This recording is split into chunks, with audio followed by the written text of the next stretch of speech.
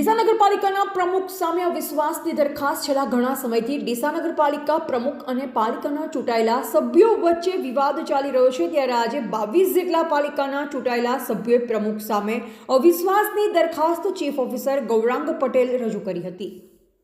ડીસા નગરપાલિકામાં જે હડકંપ મચ્યો છે, ભાજપ શાસિત પાલિકામાં ભાજપના સભ્યો પક્ષો સાથે મળી પ્રમુખ સામે અવિશ્વાસની દરખાસ્ત લાવી છે। નગરપાલિકામાં પ્રમુખ વિરુદ્ધ આવેલી અવિશ્વાસની દરખાસ્તથી ભાજપ વિરુદ્ધ ભાજપનો માહોલ જોવા મળી રહ્યો છે। ભાજપ શાસિત ડીસા નગરપાલિકામાં છેલ્લા ઘણા સમયથી પાલિકા પ્રમુખ અને સભ્યો સામે વિરોધાભાસ જોવા મળી રહ્યો છે અને હવે આ વિરોધાભાસ સપાટી પર પહોંચી ગયો છે। ડીસા નગરપાલિકાના પ્રમુખ વિરુદ્ધ ભાજપના જે સભ્ય અપક્ષોને સાથે રાખી અવિશ્વાસની દરખાસ્ત લાવી છે, જેમાં પાલિકાના 22 સભ્યોએ પાલિકા પ્રમુખ સામે પોતાનો અવિશ્વાસ રજૂ કર્યો છે। આજે ડીસા નગરપાલિકા સદસ્ય વાસુભાઈ મોઢની આગેવાનીમાં આજે પાલિકાના ચીફ ઓફિસર સમક્ષ 22 સભ્યોના હસ્તાક્ષરવાળી પ્રમુખ સામે અવિશ્વાસની દરખાસ્ત રજૂ કરી।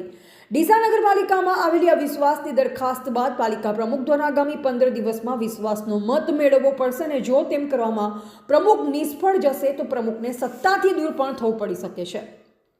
દરખાસ્તનો મામલો હતો, શું કહેશો?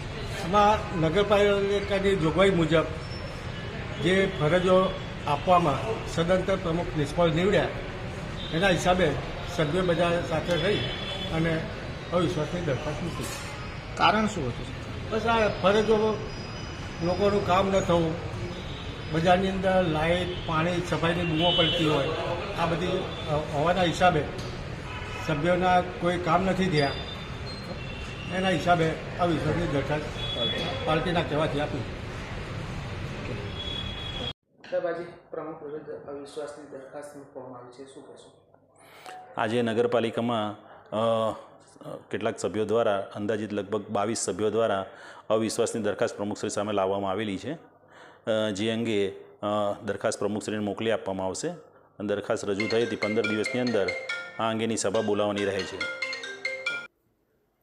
મહત્વની વાત એ છે કે ભારતીય જનતા પાર્ટીના પ્રદેશ કાર્યાલયથી ડીસા નગરપાલિકાના પ્રમુખ પાસે સોમવાર સુધી રાજીનામું આપવાની મૌખિક સૂચના આપવામાં આવી, પરંતુ પાલિકા પ્રમુખ દ્વારા કોઈ કારણસર રાજીનામું ન આપવામાં આવતા આખરે પાર્ટીની જે સૂચનાથી પાલિકા પ્રમુખ સામે અવિશ્વાસની દરખાસ્ત આવી હોય તેવી મજબૂત આશંકા જોવા મળી રહી છે।